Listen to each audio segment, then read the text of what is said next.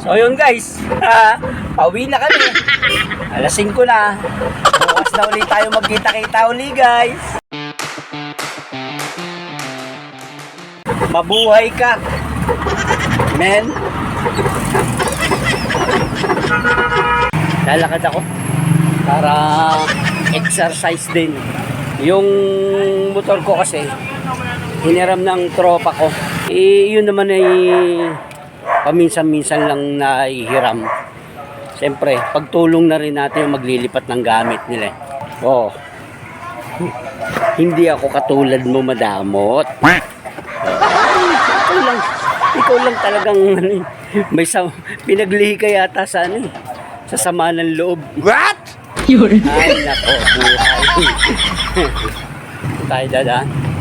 Shortcut tayo dito. Pero, ito nga pala guys, oh.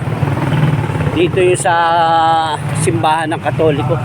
Ang ganda na rito, yung mga rebulto rito guys, kung makikita nyo to. Simula tayo dito sa kay San Miguel Arcangel.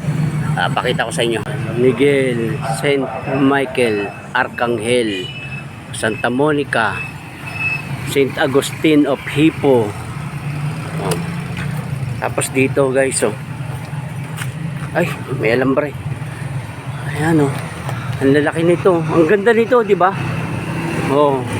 Saint Nicolas de Telontin, Padre Pio. Ay, si Padre Pio.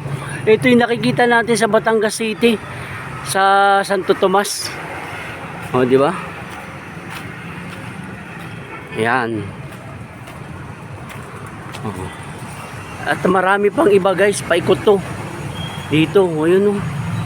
Oh. Ang laki. Diba? Ang ganda oh. Saint Francis de Assisi. Saint Joseph. Ito, Saint Jude, Saint Peter. Oh. Diba?